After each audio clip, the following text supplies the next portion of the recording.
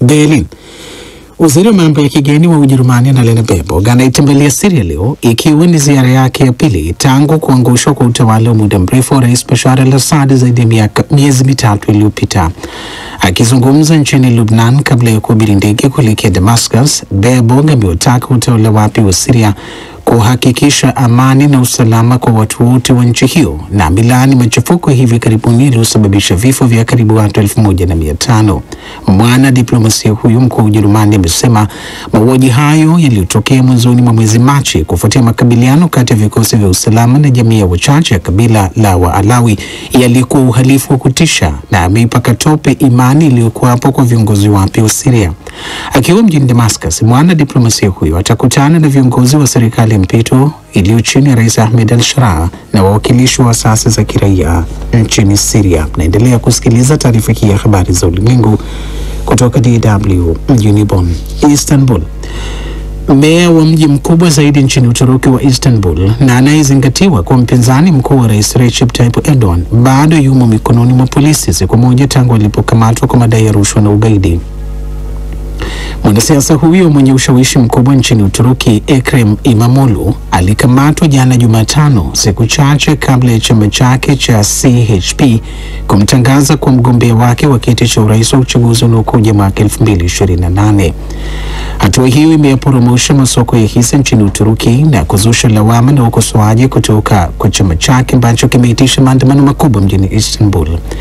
Kiongozi wa chama hicho cha CHP anatarajiwa kuhutubia wafuasi wa chama hicho leo jioni, huku wanafunzi wa vyuo vikuu wanapanga kuandamana mjini Istanbul kulaani kukamatwa kwa İmamoğlu. Hapo jana waandamanaji wenye hasira walikusanyika nje za ofisi za mji huo mkuu wakipiga mayowe kwa mkosoa Rais Erdogan wakimwita dikteta. Kiev.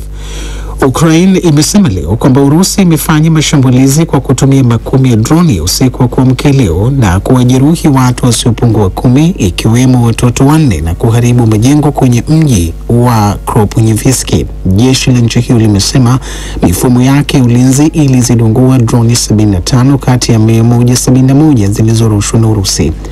Shambulio hilo limetokea saa kadhaa baada ya rais wa Ukraine Volodymyr Zelensky kuzungumza kwa njia ya simu na Rais Donald Trump na kutangaza kuridhia pendekezo la Marekani la kusitisha kwa muda mashambulizi yake dhidi ya miundombinu ya nishati ya Urusi. Tayari rais wa Urusi Vladimir Putin aliyezungumza na Trump siku ya Jumanne alikubali kusitisha kuvishambulia vituo vya nishati vya Ukraine kama hatua ya mwanzo ya kuonyesha nia njema kuelekea kumaliza vita vilivyodumu kwa miaka mitatu. Na huu ndio mwisho wa taarifa hii ya habari za ulimwengu kutoka Bonn.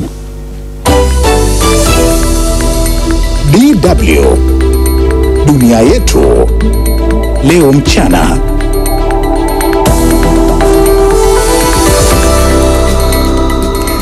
Na ni Rashid Chilumba ambaye amekusomea habari za ulimwengu, na sasa tuangazie uchambuzi wa ripoti zetu za mchana ambapo tumekuandalia mengi, miongoni mwao ikiwemo mzozo wa Mashariki ya Kati ambapo Israel inaendeleza mashambulizi yake katika ukanda wa Gaza na watu 70 wameuawa. Waasi wa M23 wameuteka mji wa Walikale wenye utajiri wa madini ya bati, na rais wa Sudan Kusini Salva Kiir amemfuta kazi gavana wa jimbo la kaskazini mashariki la Upper Nile kutokana na machafuko. Kumbuka unatupata mubashara kabisa kupitia chaneli yetu ya YouTube na ukurasa wetu wa Facebook, hali kadhalika kupitia redio wa shirika. Kumbuka nao unaweza ukashiriki katika matangazo haya yetu ya mchana kwa kutuandikia ujumbe wako mfupi kupitia kurasa zetu za mitandao ya kijamii ya Instagram pamoja na Facebook. Uchambuzi wa ripoti zetu mchana huu unaanzia huko Mashariki ya Kati ambapo Israel imeendeleza mashambulizi yake katika ukanda wa Gaza na watu 70 wameuawa kufuatia mashambulizi hayo yaliyofanyika usiku wa kuamkia leo Alhamisi. Hayo ni kwa mujibu wa Wizara ya Afya ya Gaza. Suleiman Mwero na undani wa ripoti hii. Mashambulizi hayo yaliyoanza tangu siku Jumanne wakati Israel ilipovunja makubaliano ya usitishaji wa vita yaliyosainiwa Januari 19 yameendelea kwa siku ya 3 mfululizo na kuua mamia ya watu katika ukanda wa Gaza. Usiku kwa mkeleo, Israel ilifanya mashambulizi yaliyolenga makazi ya watu na kuua wanaume, wanawake na watoto wakati walipokuwa wamelala.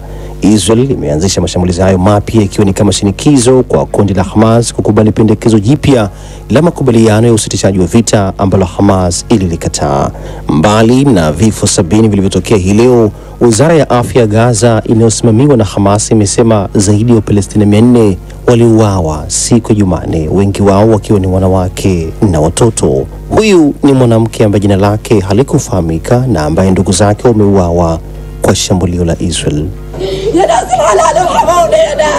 Enyi watu, tuhurumieni, tuhurumieni. Nchi ziko wapi? Nchi za nje ziko wapi kuingilia kati? Ziko wapi? Nimepata hasara, familia yangu yote imepotea, wapwa zangu nimepata hasara, inatosha, wote wamekwenda. Hapo jana vikosi vya nchi kavu vya Israel viliingia Gaza kwa mara ya kwanza tangu usitishaji wa vita ulipoanza mwezi Januari na kudhibiti sehemu ya mpakani iliyopo kaskazini mwa ukanda huo. Mashambulizi hayo yanafanyika wakati Israel ikiwa tayari imeshakata usambazaji wa chakula, mafuta na misaada mingine ya kibinadamu kwa Palestina takriban milioni 2 wanaoishi ukanda wa Gaza. Israel imeapa kwamba itaendelea na mashambulizi hayo hadi pale Hamas itakapowaachia mateka wake iliyochukua wakati wa shambulio la Oktoba 7 mwaka 2023. Kundi la Hamas nalo linasema litawaachilia mateka 59 waliosalia ikiwa kutakuwa na usitishaji vita wa kudumu na kujiondoa kwa Israel katika ukanda wa Gaza kama ilivyotakiwa katika makubaliano ya kusitisha mapigano walioafikiana Januari chini ya upatanishi wa Marekani, Misri na Qatar.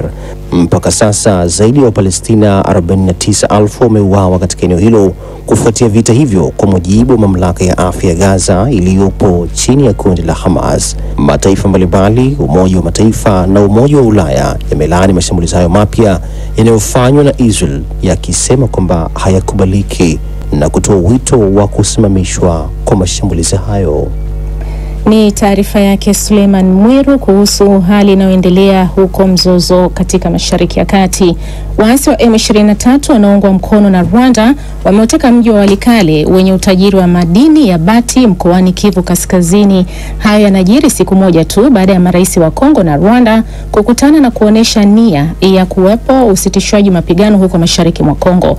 Wakati huo huo, Rais wa Ufaransa ametangaza kuunga mkono juhudi za amani nchini Kongo zinazoendeshwa na viongozi wa makanisa wa nchi hiyo. Zaidi anasimulia Salehe Mwanamilongo.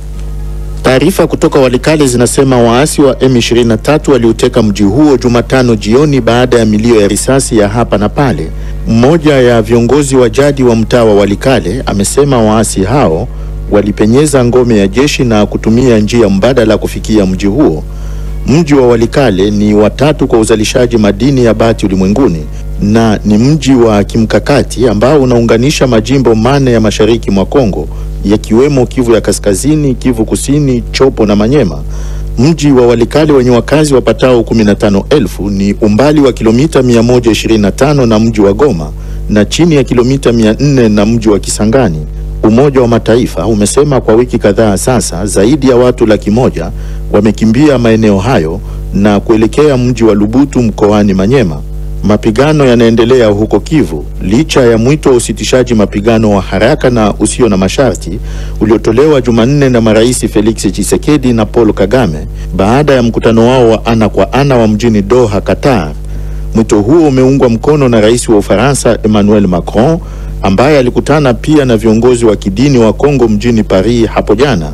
Baada ya mazungumzo yao na Macron, Askofu Fulgence Muteba, mwenyekiti wa kongamano la maaskofu wa kanisa Katoliki nchini Kongo Senko, amesema mpango wa amani wa viongozi wa kidini unalenga kuwaweka pamoja si tu serikali ya Kongo na waasi wa M23 bali wanasiasa wote na mashirika ya kiraia ili kutafuta suluhisho la kudumu la mzozo wa Kongo. Ça fait des semaines que nous demandons qu'il y ait ce dialogue. Ni wiki kadhaa sasa ambayo tumekuwa tukiomba kuwekwa na mazungumzo kwa sababu mapigano hayawezi kuleta suluhisho kwa mzozo huu. Umwagaji damu unazua majonzi pekee. Kwa hiyo kwetu sisi ni lazima Wakongo wakae pamoja kwenye meza mazungumzo kwa ajili ya maelewano na mshikamano wa kitaifa, na inaomba kila mmoja wetu aache majigambo. Et ça demande que chacun puisse se dépasser. Kwenye mahojiano hapo jana na gazeti la Ufaransa Le Figaro, Rais Felix Tshisekedi amesema yuko tayari kwa mazungumzo zaidi ya moja kwa moja na Rais wa Rwanda Paul Kagame baada ya yale ya mjini Doha, akisema kwamba upatanishi wa Qatar umefanyika kwa busara.